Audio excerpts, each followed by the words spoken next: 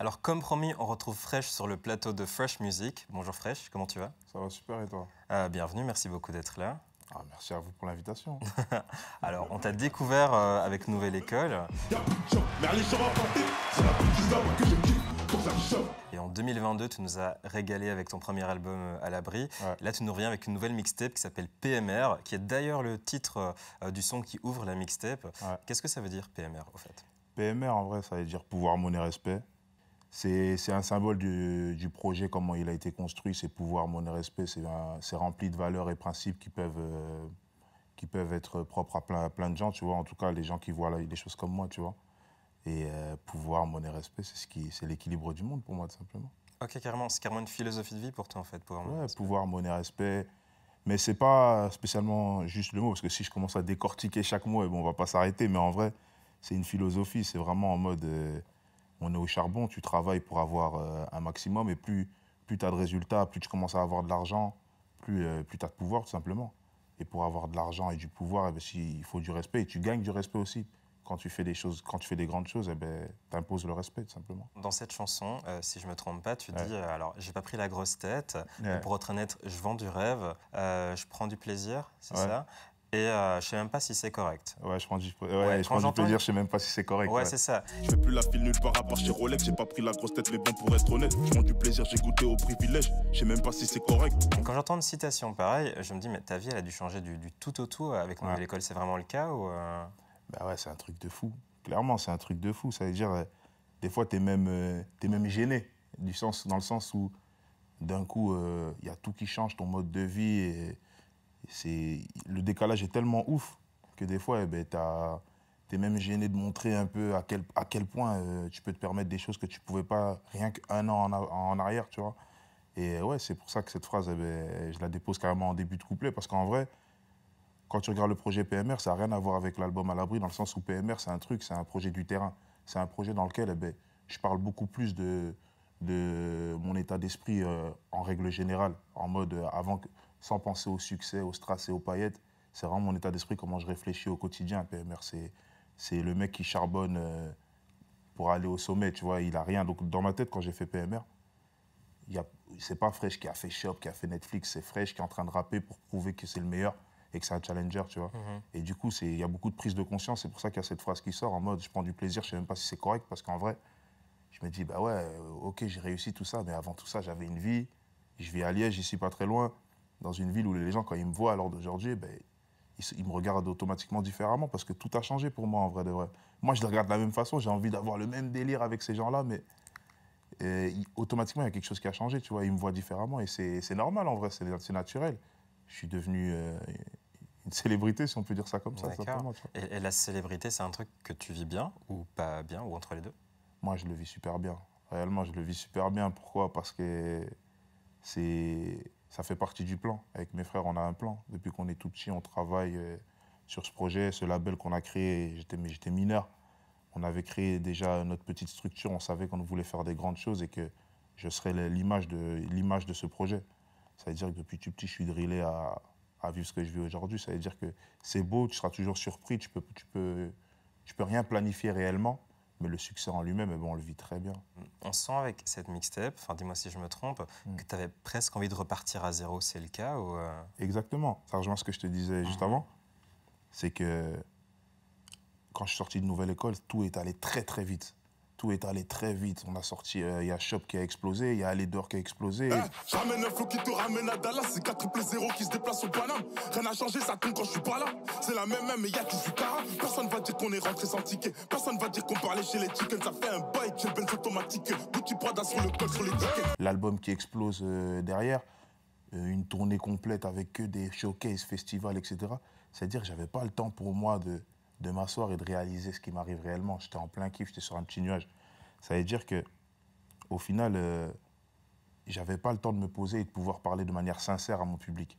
Et quand je te parle de mon public, je te parle même des personnes qui m'écoutaient avant ce succès-là, parce que je faisais déjà beaucoup de choses en Belgique et tout. Ça veut dire, quand je rentre dans PMR, j'ai besoin de faire cette petite, entre guillemets, cette petite pause avec le succès et me focaliser sur ce qui a fait la personne que je suis aujourd'hui. Tu vois, ça veut dire que quand quand je fais PMR, je suis dans cet état d'esprit que j'avais avant le succès, c'est-à-dire on a besoin de personne, on a notre équipe, on a nos gens, on retourne sur le terrain et on prouve comme tout le monde qu'on est les meilleurs. Et comme ça, on prouve qu'on n'a pas perdu cette dalle. En fait, PMR, c'est vraiment un discours là où on a la même dalle qu'au début, tout simplement. Tu vois. On ne s'est pas embourgeoisé, on est les mêmes personnes, tu vois, la même équipe, les mêmes manières de fonctionner. On est là, on travaille. On travaille. Et c'est cet esprit-là, PMR, c'est le travail. Si tu travailles, tu auras les résultats que tu mérites. Et c'est vraiment ça. C'est vraiment comme tu as dit, on recommence tout à zéro dans ce projet-là. Ouais, c'est ça. Mais après, je sens bien que c'est un projet de famille et tout, mais on est quand même sur un univers qui est beaucoup plus Bresson qu'à l'abri. Pourquoi cette direction, en fait? Parce qu'en vrai, c'est la réalité dans laquelle je vis, tout simplement, dans le sens où à l'abri, c'est tout beau, tout rose, réellement, parce qu'effectivement, à cette période-là de ma vie, tout allait bien, en vrai. Je me rappelle à l'époque, les huissiers qui toquent à la porte, j'étais dans la merde. Ça va, et merci pour ce qui s'est passé, merci pour ça. Mais quand je me pose 5 minutes et que je fais un bilan, comme on peut dire un bilan, je me dis que la vie, elle n'est pas si facile que ça. Réellement, moi, d'où je viens, c'est des quartiers, il y a un certain train de vie, tu vois. Il y a la misère, il y a aussi les bons côtés, etc. Je ne te dis pas que je vais à Brooklyn, tu vois, mais il y a les bons côtés. Mais ce que je veux dire, c'est qu'il y a certaines réalités. Et en fait, moi, j'avais ce choc-là. Comme je t'ai dit, quand je suis sorti du truc, j'étais partout, showcase, etc., là-bas. Quand je retournais à Liège pour quelques jours, j'avais cette réalité qui me frappait en plein visage, tu vois. Oh, il est où, lui? Non, lui, il est monté, là, il est en prison pour l'instant. Oh, elle est où, elle? Ah, lui, là, il est là. Ah, lui, non, ok. Lui, il est devenu fou. Ah, là, tu vois, en fait, tu te dis, ouais, en fait, toi, tu es en train de vivre un truc de ouf, mais les gens, là où tu les as laissés, ils sont restés dans ce truc-là. Il y en a que ça s'est amélioré pour eux, ils ont eu des bonnes choses dans leur vie, et c'est tant mieux pour eux, mais il y en a pour qui ça s'est empiré, tu vois. Et ça veut dire que dans PMR, je parle réellement, je parle de tout ce qui est beau, mais il y a aussi beaucoup de choses beaucoup plus tristes. Et je me suis dit, j'ai envie d'en parler, montrer que je suis toujours connecté, je suis toujours branché avec tout ce qui se passe, je suis toujours conscient de ce qui se passe. Et je ne vis pas dans un autre monde, la jet set, je ne suis pas devenu un book de la Fashion Week, quoi, tu vois, je suis partout, en fait. Je peux très bien être dans le milieu des stars, si tu veux, les tapis rouges, ce que tu veux. Mais je suis encore conscient de ce qui se passe chez moi, tu vois. C'est rien que pour le bis qu'on est connu en France, mais descends en Belgique, on instaure un froid. Sur la vie de ma mère, on traînait dans des zones où tu mets pas les pieds. Ouais, si personne te connaît, l'industrie je la connais. J'ai bien trop charbonné pour me contenter de coller. Des mecs qu'on la côte qui font semblant d'être collègues. Parle sous la mif de mon cas, je suis en colère. On n'est pas fiers de tous les délits qu'on commet. C'est pas la musique qui m'a appris le commerce. Mais du coup, tu vois, je suis en train de me dire, donc voilà, tu vis la vie que tu as en ce moment, avec toutes les opportunités que tu as. On t'a découvert pour la plupart d'entre nous. Moi aussi, je regarde avec mon petit frère sur une émission Netflix, etc. Et la télé, c'est quand même beaucoup les paillettes et le storytelling, etc. Et je me dis, on n'a pas le syndrome de l'imposteur quand tu me racontes d'où tu viens, etc. Tout ce que tu viens de me raconter, etc. Il y a quand même une grosse dichotomie entre ça et est-ce qu'on peut vivre en étant une célébrité, finalement. T'as pas un petit syndrome de l'imposteur avec ça? En fait, le truc, c'est qu'il faut d'abord être sûr de soi et être confiant dans ce que tu fais. Moi, justement, en PMR, quand je fais... c'est pour ça que c'est une mixtape, d'ailleurs. Quand tu fais une mixtape, c'est vraiment un petit projet là où il n'y a pas beaucoup de titres. Tu vois, PMR, il n'y a que 10 titres. C'est un petit projet là où tu performes. Moi, je performe. Donc, ça veut dire quand je rappe, j'écris vraiment ce que je pense, ce que je vois, etc. Je ne suis pas en train de jouer un rôle ou de vouloir faire plaisir à un tel. Je crache ce que j'ai envie de cracher quand je rappe dans PMR, tu vois. Quand tu fais un album, là, par contre, c'est beaucoup plus calculé. Tu vois, par exemple, à l'abri, quand je le fais, c'est beaucoup plus, on sent beaucoup plus de tubes, beaucoup plus de nuances là où tu peux amuser. Tu peux amuser tout le monde. S'il y a des sons plus mélancoliques, il y a de tout dans cet album. Comme on aime bien dire dans le business, papa, maman peuvent écouter avec l'enfant, etc. Et tout. C'est le mainstream, vraiment. Tu vois, quand tu écoutes Shop, aller dehors et tout, c'est le mainstream, tu vois. C'est Fresh que tu as rencontré dans la nouvelle école. PMR, on est loin de tout ça. PMR, on est dans une réalité beaucoup plus brutale. Tu vois, c'est beaucoup plus sombre, beaucoup plus brutal dans le discours.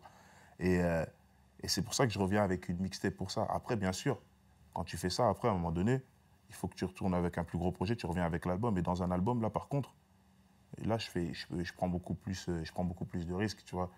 PMR, c'est ma zone de confort, c'est du rap, comme je sais le faire et comme j'aime le faire. Et dans un album, là, bien sûr, je cherche à... Le but d'un album, c'est de tirer un max de monde avec toi. Ça veut dire que c'est des morceaux beaucoup plus ouverts. Tu vois, dans l'album qu'on travaille déjà, le prochain album, on est déjà dessus. C'est beaucoup plus ouvert, tu vois. C'est beaucoup plus accessible à un plus grand nombre de personnes, tu vois. C'est plus mainstream, comme je te dis. Et j'ai aucun syndrome de l'imposteur dans ce que je fais parce que tout ce que je décide, tout ce que je fais, je le fais naturellement, tu vois, il n'y a aucun calcul, tu vois. C'est d'ailleurs pour ça qu'on a choisi de travailler en indépendant, tu vois, on est indépendant, nous. C'est pour justement éviter tous ces calculs de maison de disques avec un DA imposé, tu sais pas ce qu'il a fait avant et tout, tu vois. Nous, on aime bien faire les choses au feeling, parce que c'est le feeling qui m'a mené où je suis, et on aimerait continuer comme ça, tant que ça marche. Ben, j'ai un peu une question, comme tu parles, bon, on est comme sur deux univers différents avec l'album et la mixtape.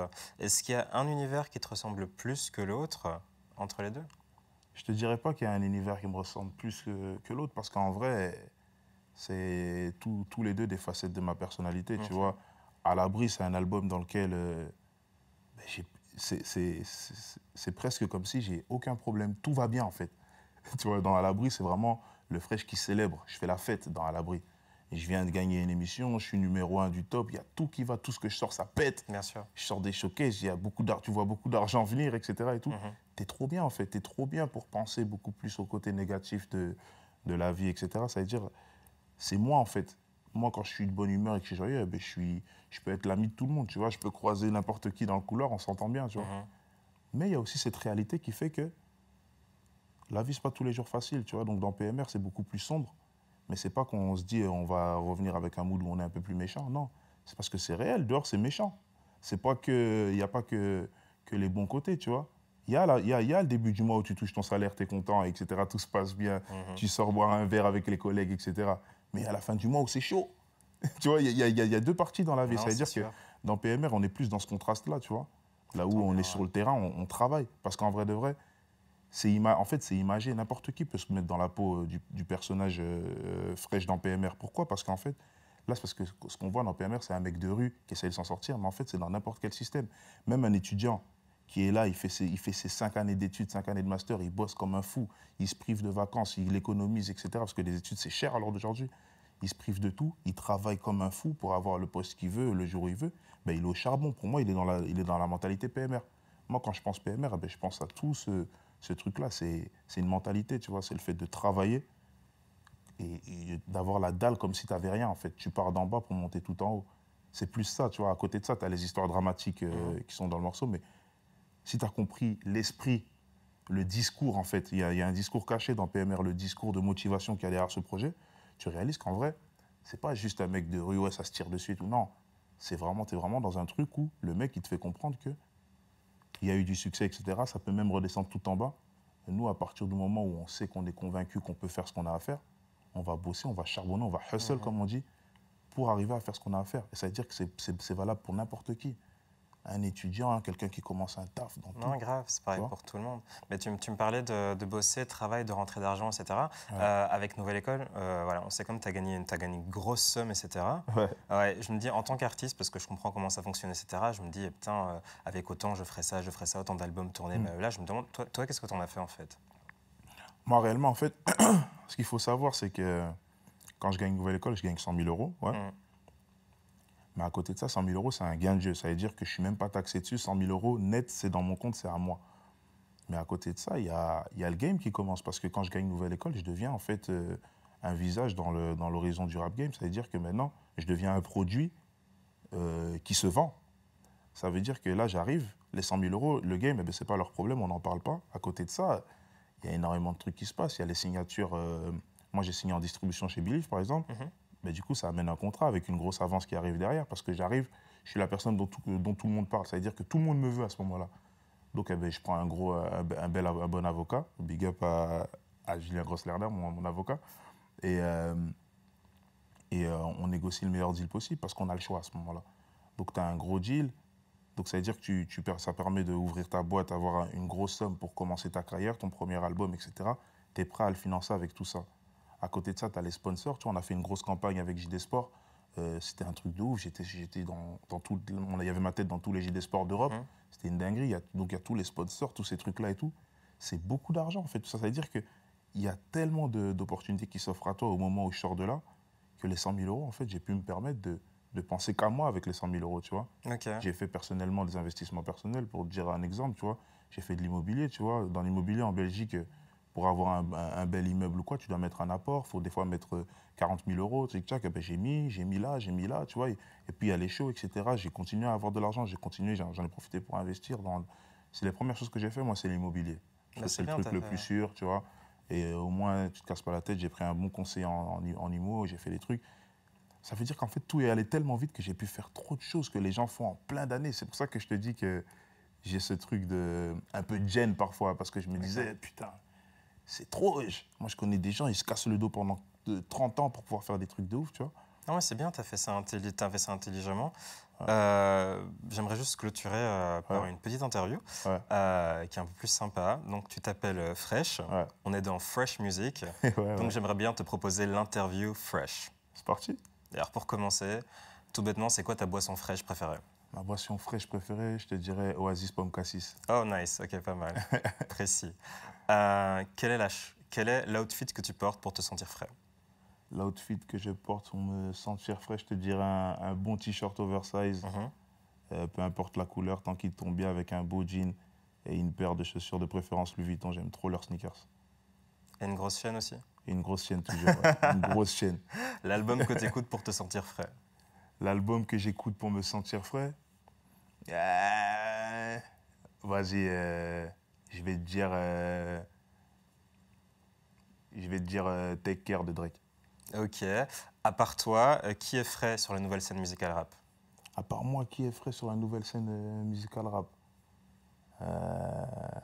Donc un nouveau ou un gars que... Dis-moi. Qui est frais? Moi, j'aime bien Glitch, j'aime bien ce qu'il dégage. Sympa. C'est frais. Belle vibe. Où est-ce que tu vas quand tu as besoin d'un grand bol d'air frais?